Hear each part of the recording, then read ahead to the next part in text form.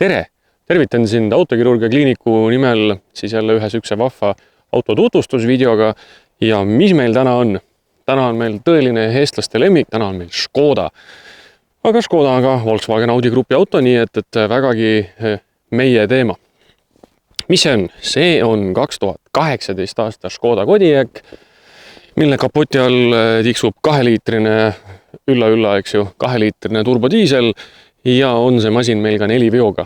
Hämmastav on selle auto juures näiteks selle auto läbisõit, see on vaid sent üle 70 000 ja see 99,99% vastab tõele, kuna meile tõi selle auto tema esimene omanik.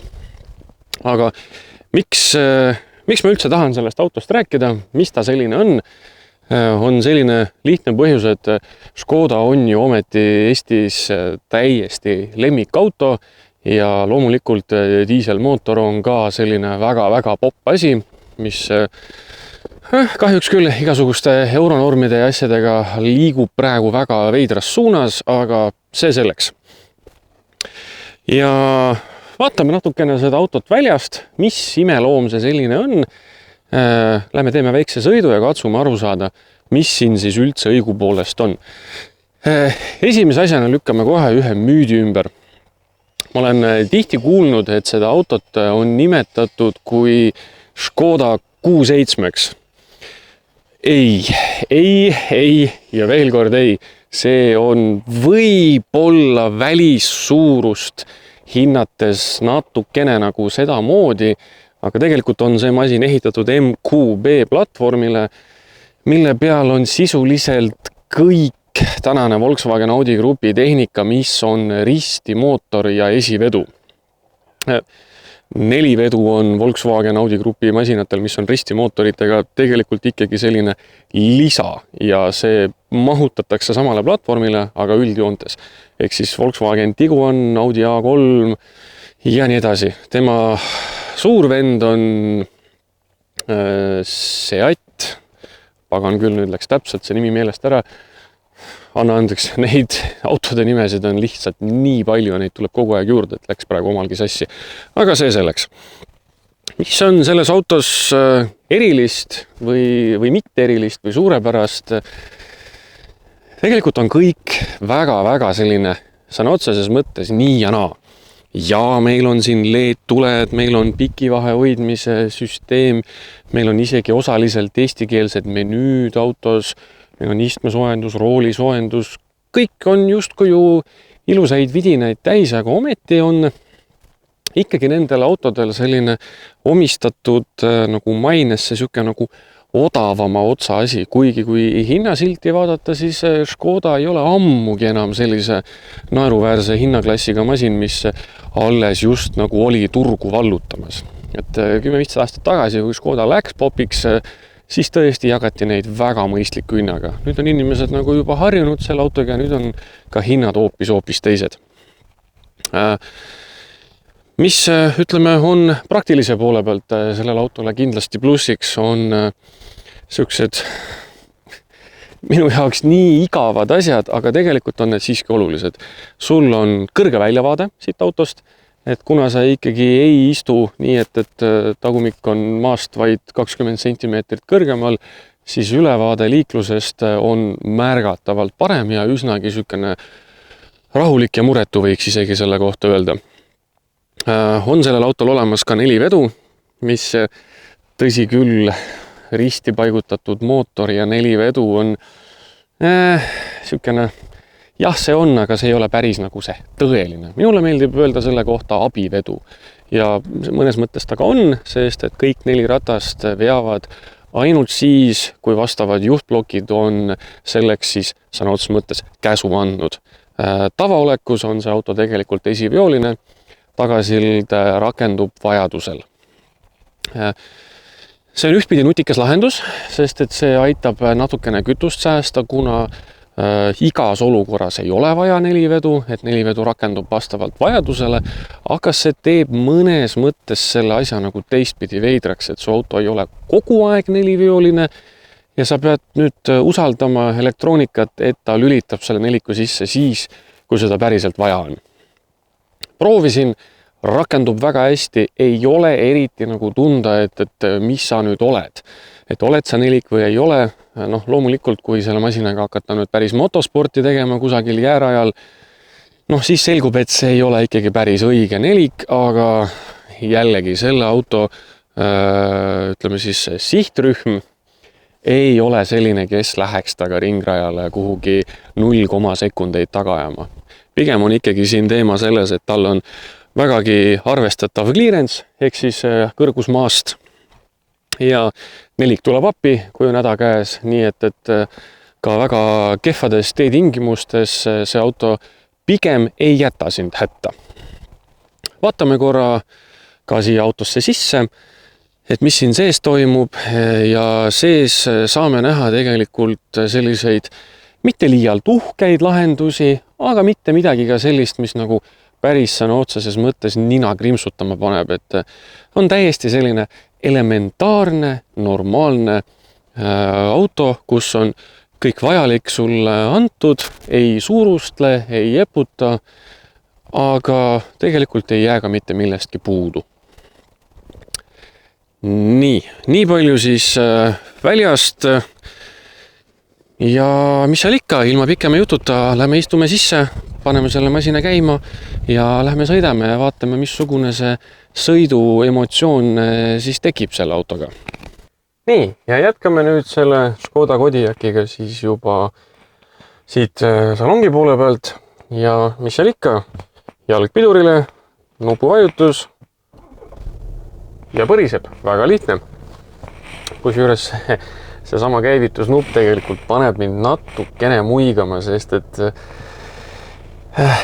siin on näha neid kohti, kus Škoda hoiab oma autode hinna ikka suhteliselt jõuga kontrolli all.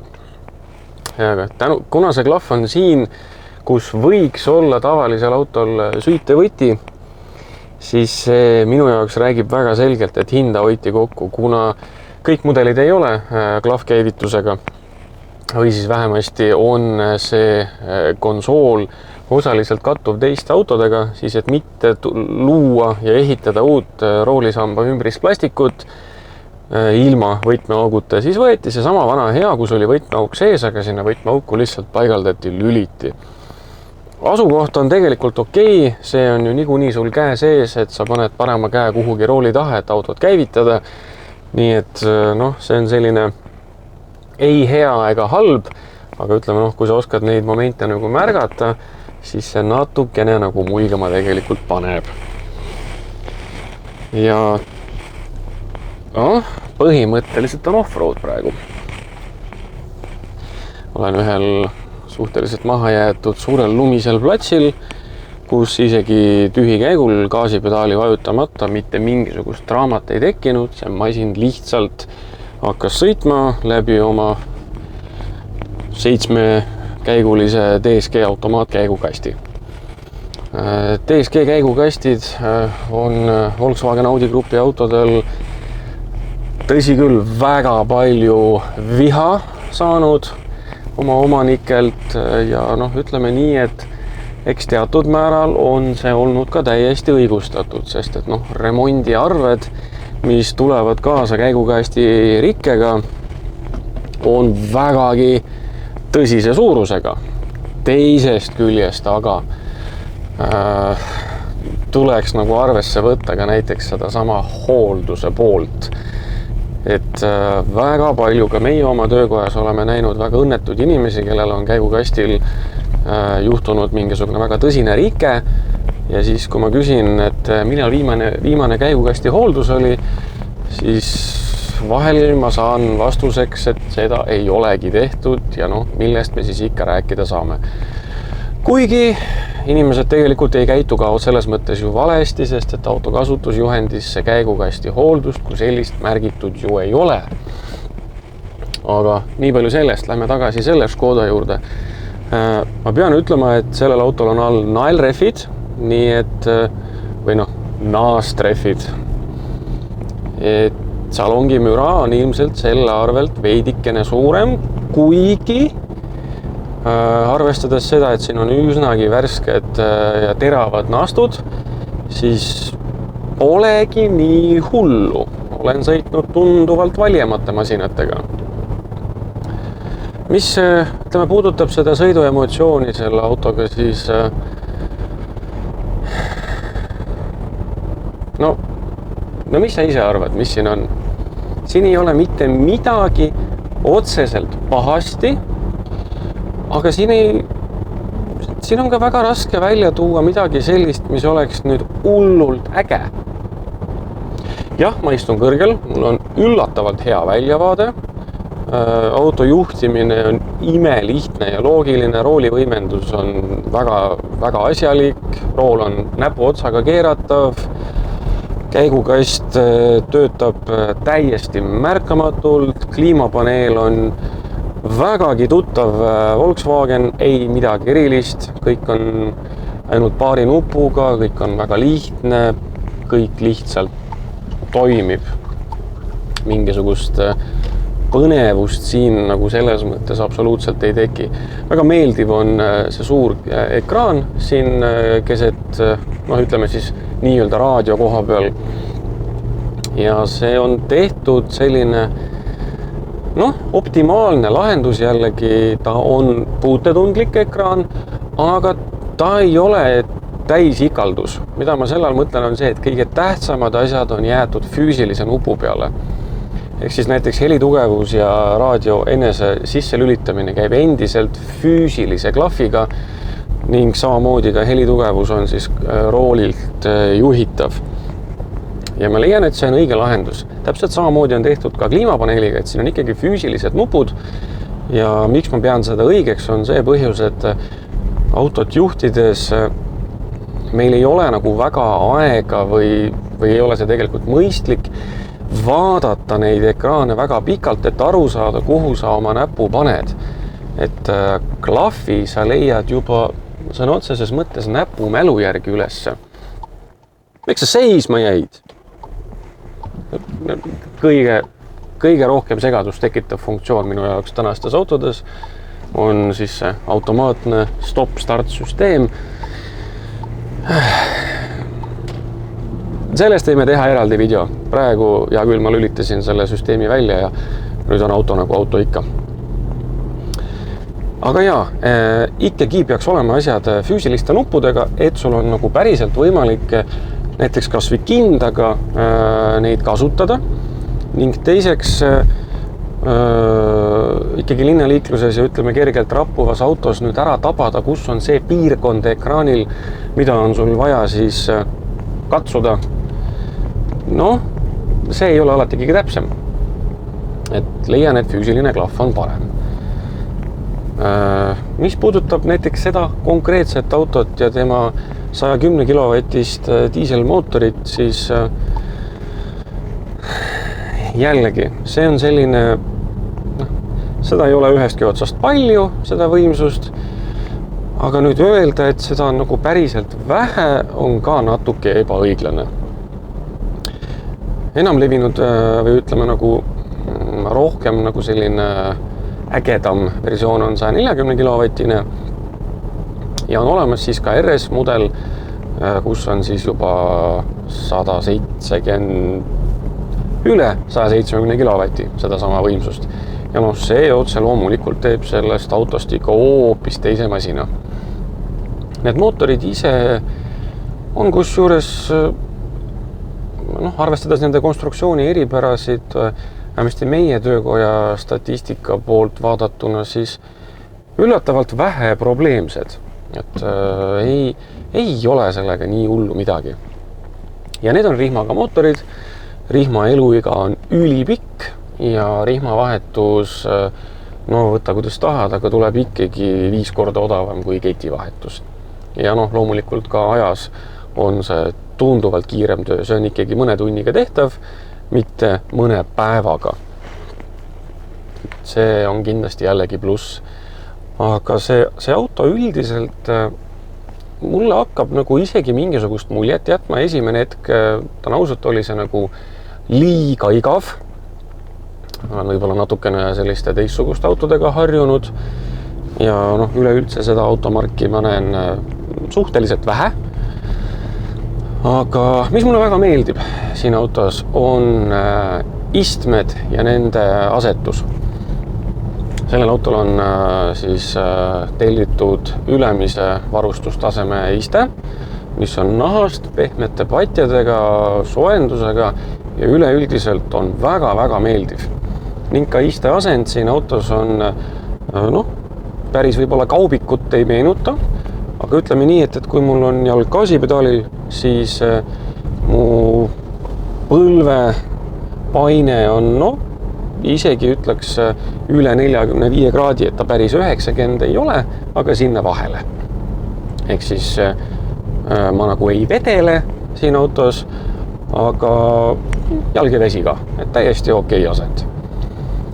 Aga mis, ütleme, nagu Škoda nagu üldiselt, kui ma olen nendega nagu sõitnud ja täiesti ebapüha, aga ma võrdlen seda automarki tegelikult Toyotaga. Kusjuures ka nende müüginumbrid on suhteliselt sarnased, aga miks ma võrdlen teda Toyotaga, on see, et see Kodiaq või siis mõni Toyota mudel, mingisugune raskesti hääldatav tähtede ühend.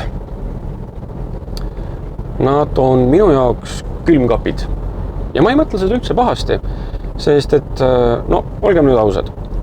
Kas sina tead peast öelda mulle, mis külmkapp on sul kodus? Mis firma toodetud ja mis mudel?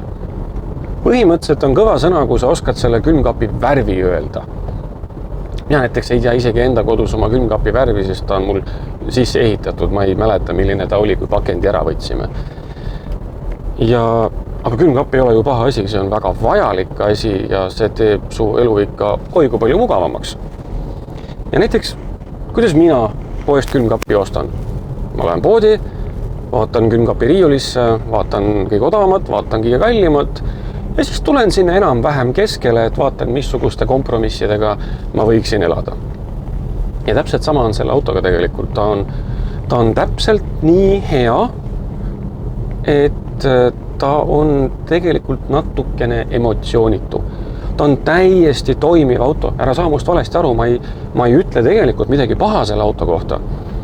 Ta on fantastiline auto, kui sinu jaoks auto on transpordivahend. Kui sa otsid autost mingisuguseid erilisi emotsioone, näiteks, et sul on vaja, et tal oleks 0-100 kindel aeg või alla mingisuguse kindla aja, et tema tippkiirus oleks just selline, et ta teeks sellist häält, loomulikult siis Škodast ja Toyotast tuleb üldse kaarega mööda käia. Aga see sama Kodiaq on sellel teekonnal, kus ma olen praegu olnud, ma olen juba varsti 10 kilomeetrit ära sõitnud selle autoga. Peale selle, et mus ei ole tekkinud ühtegi nagu põnevat emotsiooni, mul ei ole tegelikult mitte ühtegi paha sõna öelda selle kohta. Kui siia veel paneks lamellrehvid alla, võib-olla kleebiks uksed täis, oleks see autoga väga meeldivalt vaikne ja täiesti ideaalne kaaslane sulle sinu teekonnal, kui see auto sellel teekonnal on lihtsalt vahend, mitte see sama nagu ütleme siis selle elamuse element. Et selles plaanis nagu mul ei ole tegelikult midagi paha öelda. Ja ma siin rooli taga istudes tegelikult saan aru, miks on neid autosid meie teedel nii palju ja miks on ta ka oma müüginumbrite tabelites just nii heal kohal. Et kõik on nagu selline, nagu täna on hästi popp sõna, on see optimaalne. Siin on optimaalne mootor, siin on optimaalne varustustase, optimaalsed mugavused, optimaalne kütusekulu. Klikime korra seda menüüd, vaatame, mis see kütusekulu siis meil siin on. Nii, kuidas me selle leiame. Ongi näiteks naljakas, et info ekraani peal siin armatuurpaneelis on inglise keeles. Aga jällegi raadio on eesti keeles. See on päris sükene veider. Ei, on ikka tõlgitud, aga mitte kõik. normaalne süsteem. No ju siis hakkas kiire. Ei saanud päris kõike kohe esimese korraga ära teha. No, igatahes seda kütusekulu infot ma alles otsin ja ma arvan, et las ta praegu olla, sest et mul on siin sõita vaja üldiselt. Aga hetkel sõidame me selle autoga siis osuti järgi 80 kilomeetrit tunnis ja müratase on jällegi meil on naastud all, nii et seda on selles mõttes natukene nagu raske kommenteerida, aga ütleme, et hetkel on talutav. Muidugi võib-olla minul on see taluvuse piir ka natukene teine kui mõnel teisel inimesel, aga siin nagu midagi hullu veel ei ole. Mis ma võib-olla kritiseeriks, on mootori dünaamika. 110 kilovatti on 150 hobujõudu ja see on selline number, mis ei ole suur, aga ei ole ka väike. Et ta on jällegi see lemmiksõna Škodale optimaalne, aga ma ütleks, et teda on pigem ikkagi natukene vähe. Sest kohaltvõtt on üsnagi selline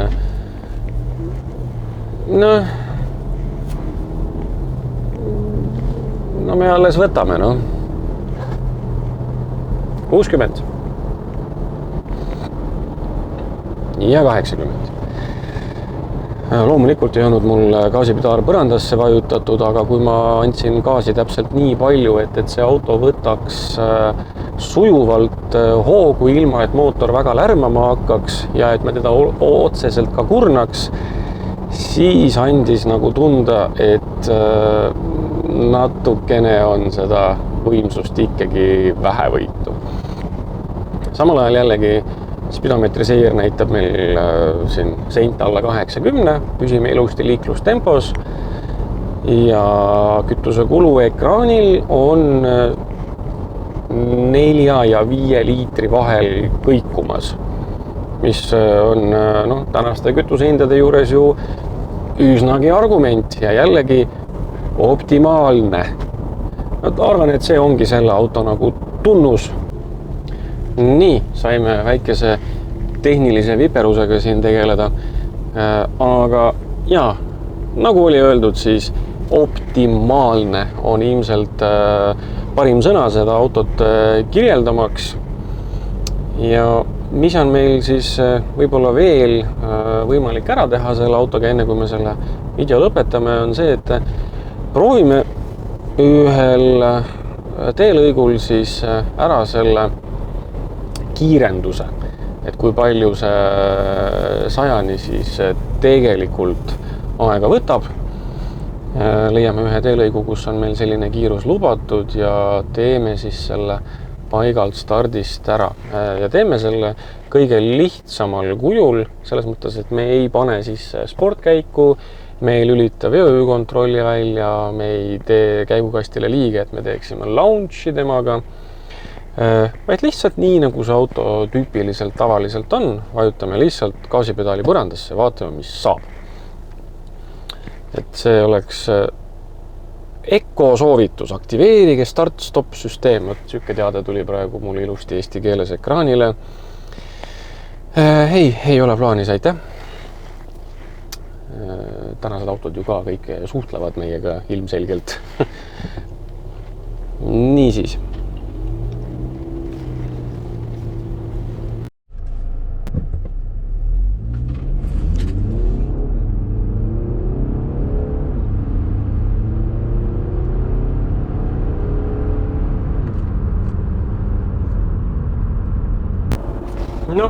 Nagu näha sai, siis maksimumkoormusel see 0-100-ni isegi midagi nagu on, aga eks seda tunnetust ongi väga raske nagu sõnades edasi anda. Päris maailmas on nii, et selle mootori võimsus on ikkagi pigem natukene alla selle, mis teeks selle auto nagu selliseks mugavaks muretuks.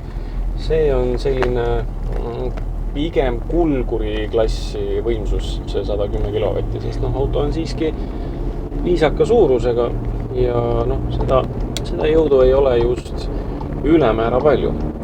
Ära saa must valesti aru, see masin ei jää hätta, aga ütleme nii, et tempokam sõit sellises tihedamas linnaliikluses Agines natukene seda pedaalivajutust ikkagi vajab. Ta suudab ka midagi vastu anda, päris jalgratas ei ole, aga jällegi lemmiksõna tänasesse päeva optimaalne. Ja ma arvan, et sellega on ka paslik see proovisõit siinkohal lõpetada. Võime lihtsalt kokkuvõtteks öelda, et tegelikult üks täiesti tavaline, normaalne auto, tal ei ole mitte ühestki otsast midagi otseselt väga viga, aga samal ajal ei ole ka sellel autol midagi nii ülierilist, et seda võib-olla näiteks 20-25 aasta pärast mingisugustel autofännide kokkutulekutel näha saaks, et see masin on restaureeritud, korda tehtud ja selline omaette nagu legend ja lugu siia kaasa tuleks. See on lihtsalt üks hea näide ühest tavalisest masinast ja see auto on kategooriast tarbeese. Ta teeb kõik ära, mis on vaja teha, aga sellega selles mõttes ka see lugu piirdub. Et loodan, et sul oli huvitav selle videoga aega veeta, said äkki midagi teada ja üldises plaanis, mis seal ikka. Sulle aitäh sulle, et sa leidsid aega selle läbi vaadata ja kui meil tuleb jälle midagi sellist teistsugust, mida meil ei ole varem olnud, midagi põnevat või lihtsalt vähe haruldast meie jaoks, siis kindlasti teeme video, jagame sinuga ka. Seniks kuniks, aga aitäh sulle ja näeme peagi!